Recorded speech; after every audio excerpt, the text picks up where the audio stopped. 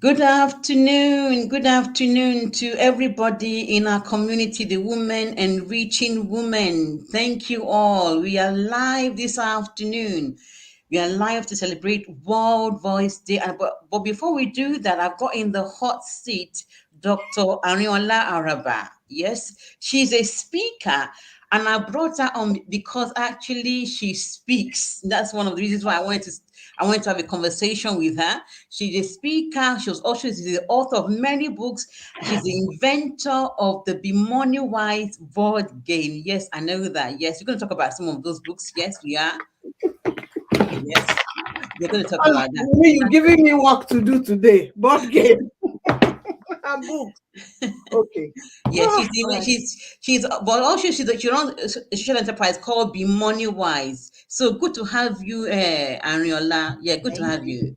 Thank you for Good, good. having me. It's a pleasure and it's an honor. Cousin. Yes. Yeah. We're still trying to work out how we're related, if at Yeah, she all. calls me cousin because my mom and her mom are kind of related, but we are actually friends. But you know what? Before I interview you, I just want to say something about World Voice Day. Today is World Voice Day, and I'm so particular because I want women to amplify their voices. You know what? The voice is almost like the greatest instrument ever. When somebody's on the phone, you can say, "Oh, I know her voice. Oh, I know his voice. Oh, I know that person's voice." The voice is very important in communication, and it improves and it aids our quality of life. So I brought here Dr. Arinola because she's a speaker. She speaks, but also she's an inventor, and also she actually knows how to communicate. So good to have you here, my friend. Thank you for having me. I know how to communicate. So the first question is, why do you call yourself a speaker? Before we go into any other thing, why do you call yourself a speaker? Okay. I woke up one day with a thought in my head. I'm a Christian and God talks to me. And sometimes he gives me assignments. And a particular day, I just heard speaker. So I went straight to Facebook and put it there. But one of the other reasons I've done that is looking back at my childhood, my school reports from primary 4, 5, and 6 say that's like is that years 4, 5, and 6 in England? Yeah. Yeah. Every time my teacher would say she talks too much. So my mother sat me down and said, Kile and so, what are you talking about? You and Jumoke. It was me and Jumoke. And there are times the teacher would put a ruler and knock me on the head and say, stop talking.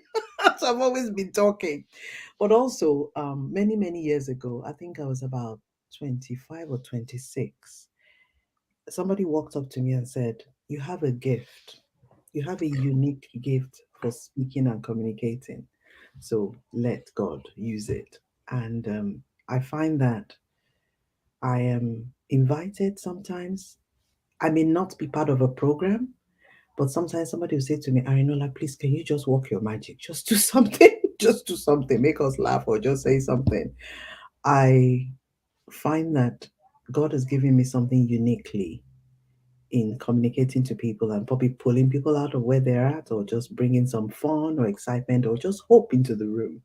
So when I had that dream and I was given the word speaker, I just obeyed and I did it. And since then, I've been getting speaking engagements. I've been speaking for EY Foundation. I spoke for Innovate Women. I've been speaking for churches, uh, so many other different outlets, which I can't remember now. But yeah, Mumi, thank Yes, I'm glad you talked about that. How you felt it was something that was given to you, in your, you saw that spiritually, and then you've embraced that physically, and you you. use it to bring hope, isn't it? Use it to bring hope into the world, into people's voices, into people's lives. You use that gift of speaking. Mhm. And yeah, and I know you also play the keyboard before you go into the keyboard, because I know you also sing, because there's one thing I have there on my notes, the creative expressions of the use of the voice, which is Wow. singing, poetry, rapping. You know, the Mhm. vocal arts in particular are very keen on how they use their voice to actually communicate and to advocate as well. Yes. Did you want me to say anything about that, or you're just saying? I'm just saying. I'm just saying. So let's move on. I'm just saying because yeah. So that because that was a key point that you hit on a nail there. It was quite important that you embrace speaking as it in your title, which is why I brought you on. So how did you get into founding bmoneywize and inventing the bmoneywize game board? Let us be clear. I had no intention of doing anything like this in my life. I trained as a medical doctor, and I wanted to come on a holiday. Also, I was going through some personal issues. There was a lot of drama at home in the background, and I wanted to come to England because Daddy would take us on holidays to England and America and several other countries like Trinidad, and I just wanted the opportunity to just get away. So I came to London. Coming to London, woo! I discovered I was black. I discovered I was different. I discovered I couldn't get a regular job. I had to do all kinds of things. People told me drawing blood, doing all sorts of admin stuff in the hospitals, clerk or records clerk and all sorts. And for years, I think I was going around in circles. And finally, um, after I got married, going through a little bit of abuse, I stumbled on a conversation where somebody mentioned the word medical informatics. I was already falling in love with computing and using computing in my admin work. I was working with the government at one time, and I used to have a unique way of recording files that I was dealing with and the updates. And people would go to the computer and they would see the notes I made. And I just thought computers can do so much. Why can't we use them more? So when I heard about the course medical informatics, I did it. And that allowed me to get some more senior jobs in the health service. So I worked in Homerton Hospital, I worked in Newham, I worked in a few other hospitals in Luton and around the country. And it came to a point where the jobs stopped coming because I was working on contracts. Now, I was a single mom. I was trying to get child support. That wasn't working. And of course, I didn't want to go on the benefit thing. So I was praying and crying out to God. I said, I've got 3 children. How am I going to feed them? Hmm? I used to earn like £10,000 a month in those days because I had a company and I was consulting in the health service. What am I going to do? And I heard a voice say to me, this is your last chance. I've been talking to you. I'm not going to ask you again. And I said, Lord, I surrender my life. Whatever it is you want me to do, I will do it. But the other thing that I have to mention is even when I was working in the hospitals, I would get this word community coming to my head all the time. I'll be driving to work and I'll be hearing community.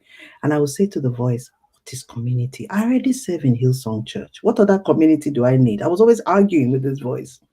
So when everything came to a stop and I heard that voice saying, I'm giving you an assignment. This is your last chance. I'm not going to ask again. I signed up for volunteering at a citizens advice bureau. I was being harassed by a particular lady, not just me, but a lot of us. I became a kind of counselor to the others. She was always shouting at us, you know, working on our self esteem. It came to a point I had to ask them if they had a dignity policy. And I wanted to give up the whole thing. I was learning about the law in the country, human rights. I was learning about uh, budgeting, helping people with money. And that was the case that I was always getting. So I would have people come into the Citizens Advice Bureau with money issues and I'll help them structure their budgeting and all that. But because of the harassment I was going through, I wanted to pack it in. And I sat in my car one day as I was going to the bureau and I heard on the radio as I switched it on, there's a lady somewhere, you're listening to this. God says, stick with that training. I thought, no, it can't be me. How can he know? I just switched on the phone, switched on the radio. I'm packing. And then the person said, you're asking and questioning. God says it's part of your training. Don't give it up. Go for that training. I went, oh, all right then. You know how sometimes you feel that you're being led to do something and you just reluctantly give in. So I carried on with the training, not knowing that this was preparing me to do the money thing. So when I finished with the NHS, I wanted to find an office base. And somehow I was introduced to the business center. And the business center said, oh, there's an office base you can use. It's called Starting Point. So I went there. As soon as I got the form said, you have to do something for the community. Hey, I said, God, this word again, community. Why will you not leave me alone? This community everywhere I go. So the woman said, "Can you do something?" I said, "What do you people mean?" She said, "Well, for people, which people?" I said, "I'm seeing people every day. So how do you do things on the community?" So it became clearer to me with all the seminars and the training that they were providing there that you needed to go into the world, preach the gospel. You needed to go into the world, into the libraries, in the streets, women's groups, men's groups, children's group. You need to go among people and create something that will benefit them. So that's how Be Money Wise started. It wasn't called Be Money Wise at that time because I was trading forex and I was making a lot of money, which is why I didn't want to do community. So I had to pack that in and change the company's name to Be Money Wise. And that's where we are now. So my mission, part of my calling in life, is to simplify the management of money, make it less stressful, make it more fun, and let families get involved and talk about money because money is a tool and is a reward for solving a problem. So that's the story of Be Money Wise. And the board game story. I don't know if Umi wanted me to talk about this. So I'm going to come to the board game. So, Oh, so, okay. so All right. you, I love the fact that you're talking about your mission in life. Before I come Yeah. to the board game, your mission in life is to make money, learning about money fun. Yeah. Then it's about empowering people to know how to really make their money work for them. Yeah. But that also includes young people because I know that you cater to young people, but also you have a lot for women as well. Want women to thrive, isn't it? Yes, ma'am. You want me to talk about that? Yes, please. Yes, please. Okay. There was a time after I produced the board game, I got fed up because I'm a creative. They say we creatives we get very bored. I was just so bored. I didn't know what else to do. And then one day I had a stirring in my heart to tell the story about domestic violence. I said, no, Will, I am not doing it. I argued with the voice for a long time. So when I gave in, I started blogging. I would create one blog, and the reaction I got was, "What? Nobody would ever know. You're so happy. You're so this, so joyful. How could you ever have gone through blah, blah, blah, blah, blah?" And I had in my head, yeah, you see, people need to know that you can actually come out of a situation like that and carry on with the calling that your life is supposed to meet or to make.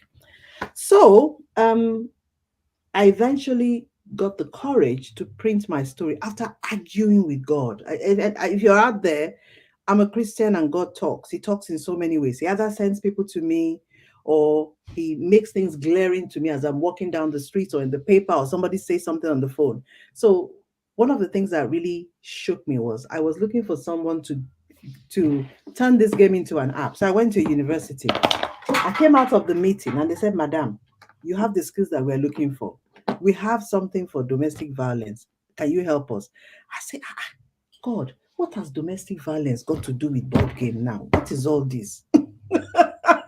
So I had to help them to create a game for domestic violence. And then people will walk up to me telling me their stories about domestic violence. I said, okay, I get it. I hear you. I'm going to tell my story. I will write it. I will publish it. So that's why I had to publish the story.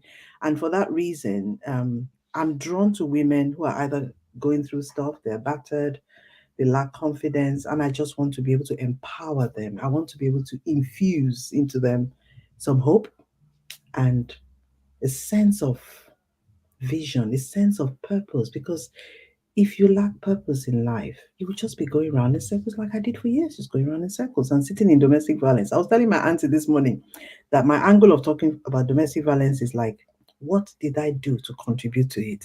It's not just they did this to me, they slapped me, they did. And I said, if they slap you, maybe you can get up and walk away, Abby, or you can go out the door, or you can do something and say, don't slap me. So my angle was, how did I encourage the behavior, enable it? How did I sit and continue to take it rather than blaming the other party? Because when we were born into this world, everybody was born without chains. We all come charged with purpose and vision. We come with a sense of a mission. And whether you're in a marriage or not, that should not have anything to do with your mission. Your I mission is absolutely here like to what you answer said to there. God for, I you like what know? you said. Just to stop you there. I love what you said there. That everybody, and this is where I come from. When even with what I do, everybody was born with a sense of mission, a sense of purpose. Mhm. Everybody has got a talent or a gift. Everybody has got. Every woman, every man has got something. But if we don't harness it, if we don't develop it, if we don't tap into it, if we don't use it, how can we use it to encourage or empower other people? So I love that statement. So you couldn't initially see the link between money and domestic violence, could you? Because you couldn't. But then you made I know you've made some money apps. Could you talk about that before we go further? You made some money apps, Okay. yes. Everybody knows we had the COVID season and it was a bit harsh for businesses. We at that time had a board game and we're running workshops. So I started running online workshops. But what kept coming to my heart was you need to pivot the business to adapt or to respond to the season that we're in. So responding to the season we're in, app seemed to be the way to go. So I approached the school that I have some partnership arrangement with Queen Mary's University, and they gave me some students to interview, and one of them was excelling. Do you see how God works? I wanted to create something called Fun Mats. This boy had already started creating something called Fun Mats. How do you explain that?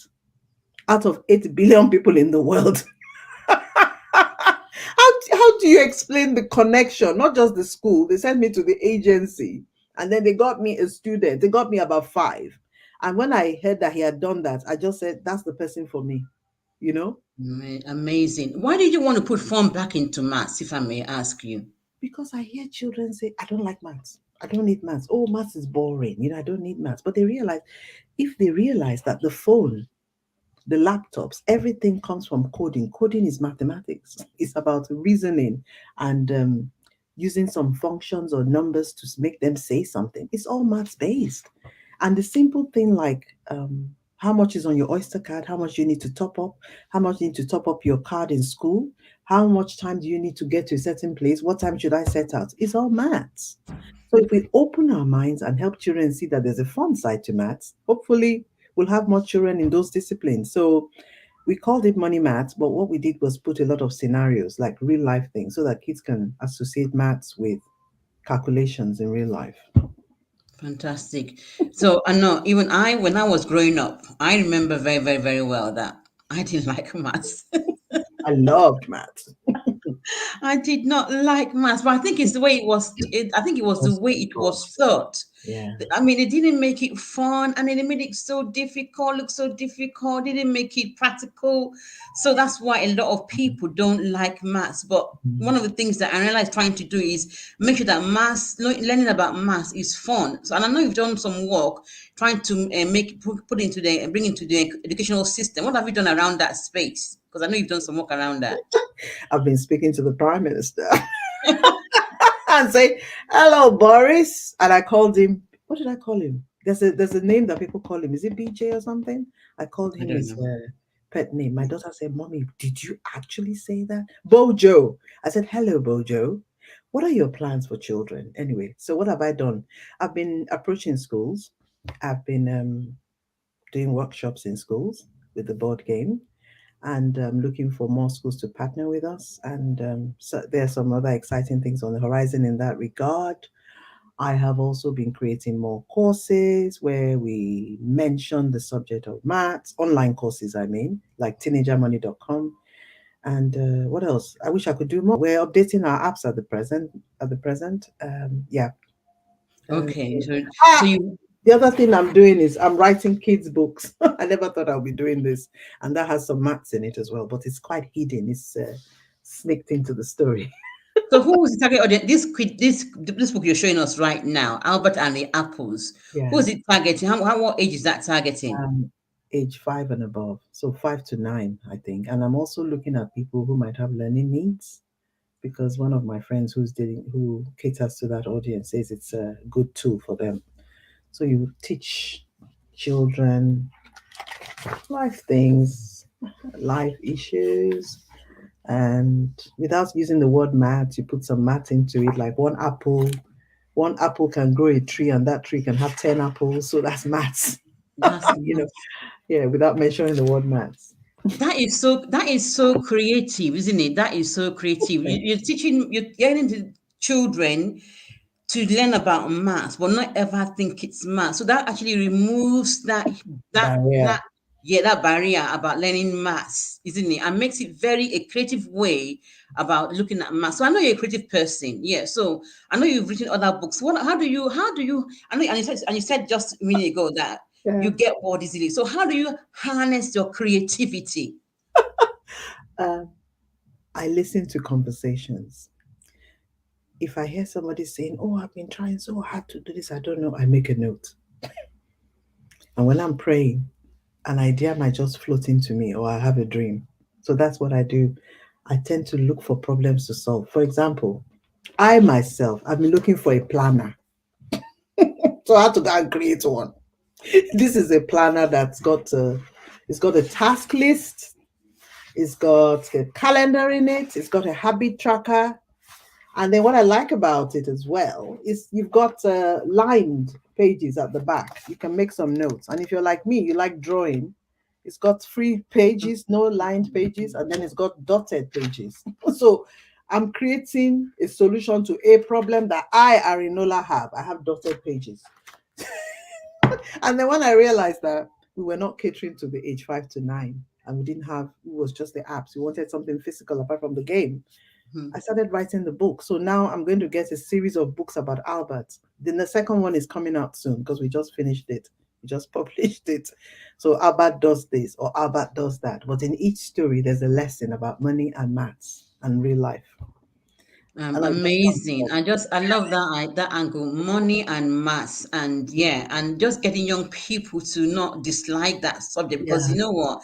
I find that if you like, for us as adults, if you're going to run a business, you need mass. Some elements yes. of mass is required. You need maths. Even if you're not going to read it, you need to have a little bit of grasp or understanding of what the accountant is saying. Like now, I get my accountant, I say, "Oh, yeah, you don't write this report, annual account. Oh, yeah, what does this mean? Okay, where is this relating to? Okay, where does this go?" I need to know. If I don't know common maths, I'm not going to understand. I say, wait, this figure did not add up to this. How did you do that? you know? Honestly, I just realized that mass is communicating, and mass using numbers are two critical things you need in business. See, if you don't know how to add or to subtract or to just do basic things with your business, your business is gonna suffer. Yeah, And absolutely. imbibing that in young people and in children is so important to give them that I would say that boost, isn't it, to their self-esteem that they can do it. They don't have to dislike maths. Mm. It can actually be fun. Yes, that's going to be fun. Yeah, fantastic. Maths can. Did you hear that, everybody out there? Maths can be fun. Maths can be fun. So lead me on swiftly. So what got you to? I know you showed your book about Mm. domestic abuse, and I don't want you to go too much into the detail of it. Why you said something about it. Why did you write a book? And you can share your book. Yeah, it's called Beautifully Flawed. Why did you write the story of a woman? Why did you go Um, into that? Yeah. because I thought that there's so many platforms to reach people. And if I wrote the book, it will forever be um, it will be promoting itself. It will be somewhere and people can access it. So this book, we have it in audible format, we have it in digital, we have it in paperback, and last week I've just published the hardback. Oh, you probably had back, isn't it? I Not didn't. Okay. hardback now. Yes. And it's also on an app called World Reader because they signed a contract with me. I got a license for them to put the book on there for free. So if you have World Reader, you can read this book on there for free. Fantastic. So what you said something a few minutes ago about you approach David from a different point of view. What was your key lesson, without going too much into your own story? What was the key lesson from going through a marriage that didn't kind of work out eventually in the end? My key lesson was my self esteem had a problem, and my behavior at that time was enabling the abuser to abuse me. My behavior and my response was encouraging them. So, for example, I was listening to a guy called Miles Monroe, and they said, if somebody slaps you the first time and you're still around, then you qualify for second slap. So what I did was I was still hanging around trying to change the situation. Yeah, a lot of women do that. They think the person will change. And it's up to the person if they want to change. But your behavior can encourage them to change when you say, I will not have this. I will not be treated like this. I Okay, have enough data, right? Okay. pardon? I haven't lost you. I had a call. I've just blocked Yeah, it. yeah, yeah, yeah, yeah. I got that. Yeah. So Yeah. you can actually encourage somebody to change by saying, "I wouldn't have this," isn't it? You Yes, I can, can. rather than play. And I think sometimes sort of the DV is one that's actually quite vast, and obviously with the recent passing away of Osinachi, Mr. Snatch. Osinachi Mm. in Nigeria, it's been I would say a trending topic, but I don't want to go too much into the trending of it. I just want to Mhm. come from. I always believe in empowering women. I Yeah. don't see us as victims. I Mm. mean, a lot of marriages, and I'll tell you one thing, I actually work in the social care sector, and a huge number of marriages that go through DV, and it's rated, maybe can rated amber, green, or red. Mm. So a Mm. lot of marriages actually have one kind of form of domestic abuse. But the thing where I come from is that, you know what, you can move beyond that. You can empower yourself as a woman. You can learn lessons from whatever your relationship, and say, if I want to stay, I don't want to stay in it, or I want to stay in it, and I want him to know that he has to Mm. stop. There's many Mm. things you could do, but I just want to empower women. How can you empower women? Any woman that's going Um, through Davy at the moment, how can you empower them today? Okay. One thing I have to say is we all have a purpose, and we need to follow that purpose, because I realized in retrospect that I wasn't thinking much about my purpose when I was taking all the rubbish and the abuse. And you must understand that everybody, every child of God is loved, deeply loved by our Father God. Every child of God has power. Every child of God deserves to be loved, appreciated, celebrated, valued. So if you're not getting those, you need to consider your position in any relationship. Even I have friend relationships. If you insult me, I'll say thank you very much. Maybe this is not the right place for me and you, you know. And I realized that you can have friends that actually celebrate you and excited to see you. And they're the ones that when they see you, they have something nasty to say or to put you down. Like somebody saying to me, "Are your games selling now?" I said, "What kind of?" I had to say to the person, "What kind of question is that? Are your game? I hope that your games are selling. No, are your games selling now?" So of course you know in your head that maybe that is not the kind of friendship to put as priority. You really made a key point there, and I'm going to, and it takes about today's topic about the power of the voice and the power of words. Mm. Now, if somebody is going through a difficult patch, maybe in their life or in their business, there's a way you can be kind, or you can ask questions without making the person feel inferior, isn't it? So abuse in whatever kind of form it is, it's not just domestic abuse, even like friendship abuse is there, even like sibling abuse is there. So when we're talking about abuse, there's so many. Let's not just people. We're holding on this one, but there's so much about abuse that I've seen now that, you know what, I have an open mind about what can I do. So your friends, if they're putting you down, if they are using negative words against you, if they are gossiping, backbiting, doing a lot of things, and you know what, and it's just like putting you down, even in front of even your other friends, then you know that this is not the right To- relationship. Toxic. Eh? It's toxic, yeah. So if your friend is putting you down in front of other friends, you know that's not the right relationship.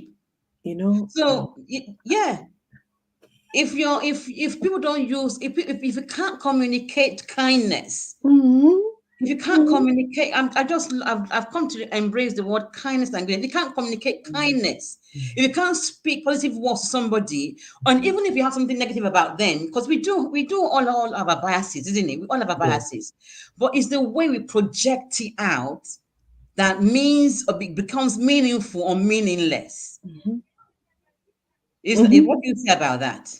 I agree with you because sometimes people are going through issues in their life. You have no idea, and they just project that to you. And then you have to realize that, hold on, I didn't do anything wrong. I'm minding my business. You call me, you ask me, you say all these things. So I haven't got any issues right now. Are you okay? Do you need support? Is everything all right? You know? Okay. Yeah. Yeah. So what, let us be kind with our words. So going back briefly to the books, you've written so many books. You've amplified your voice through so many books. So can you share some more of those books with us today? Let's see some of the books you've written. I know you've got Okay. many. Well, you wrote one of them with me. Okay, so we've Oh seen yeah. Beautifully Flawed. That's domestic abuse. And then one day, I have a friend who encourages young people to abstain from sex, casual sex. And she was telling a story. And then I told her, I'm going to write a book. So this story is about a girl called Cece who is being abused right from the age of 7 by a family cousin. And the mother can't tell. They just see changes in her behavior, and she carries on with that lifestyle in school until she gets pregnant for her mother's boyfriend, and she's kicked out of the house. And the next thing, she runs into this old lady called Grace, and this lady helps to restore who she is, invites her to church. She just won't go, but the lady will take her kids, her twins, to church. It's quite a graphic but interesting book. There's a lot of laughter in it. Actually, my mother said she sat up all night. Another friend, Sister Toyin, reading this, they couldn't put it down. So I'm not saying that so you can buy it, but even I don't even know half of what I wrote in there. But it's a story that comes to a climax when this lady says a short prayer and says, Lord, I surrender my life to you.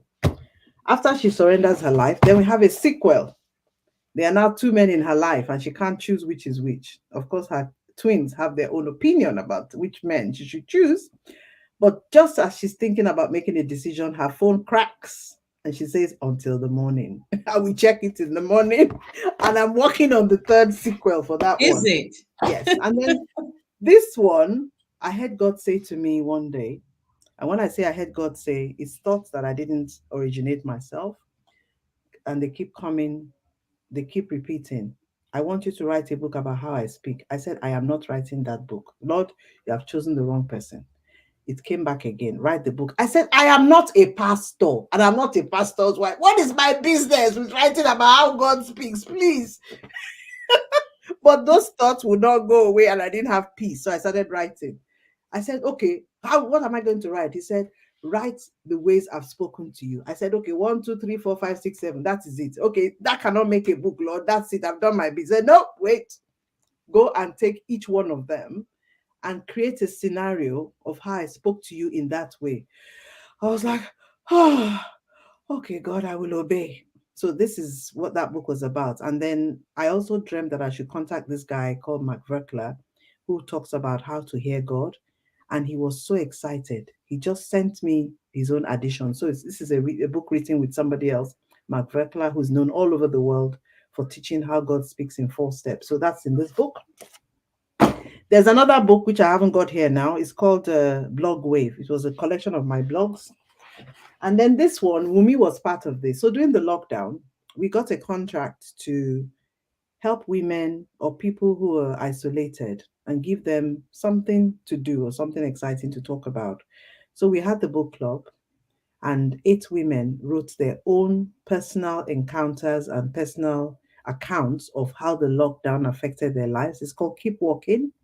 And the concept came when one of the girls was talking to me as I was doing my daily walk and I was running a Zoom. Can you imagine? I'm doing a Zoom call. Thank God for the global generation. She said, I don't know, just keep walking. So I realized that keep walking was like a mantra or like a word that you could use to encourage somebody.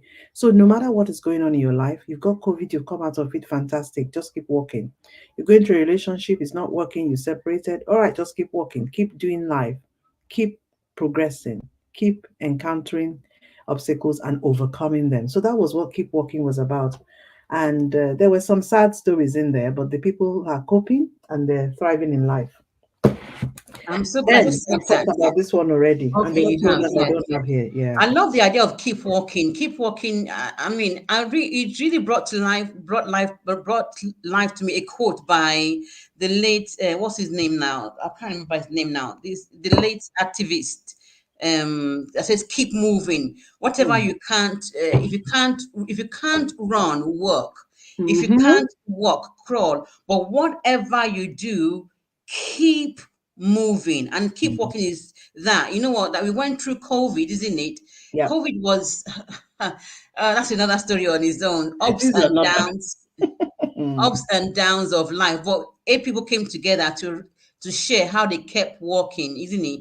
And how Yeah, they moved, how they are now trying to flourish with their life and thrive, beyond COVID. Yeah, and I was glad to be part of that project. Yeah, Let's show yeah, them your face, Umi, so that they know you were properly there. You were talking about the power of joy and that joy yeah. is choice. Yes, joy is a choice. Indeed, it Oh, is. that's Umi. Thank you, Ariola. You're Thank you. Thank you welcome. so much. Thank you. So we're going to wrap it up this afternoon. So I've seen how you've amplified your voice through your books in particular, but also as a speaker, you speak at a range of engagements. How could you encourage women today, women who are shy in particular, to Okay. begin to take their unique voice and to begin to make it known so that people can share, can learn about what they do from their speaking or from whatever they do? I mean, they're writing or they're blogging. You know Okay. what? All right. Could you just encourage somebody today? Yeah. Okay, Umi, thank you so much for everything you've said. I really appreciate the way you've broken down the subject of voice and you articulated very well the different ways in which you can use our voice. You can use your voice in a physical format by writing. You can use your voice in speaking. You can use your voice in a digital way like podcasting or videos. And what I would say to every woman or man out there is just remember number one, you were born for a purpose. Number two, you are so deeply loved. It took me so long to grasp that God loves me, irrespective of all my failures and mistakes. We need to know we're loved and we need to know we're not alone.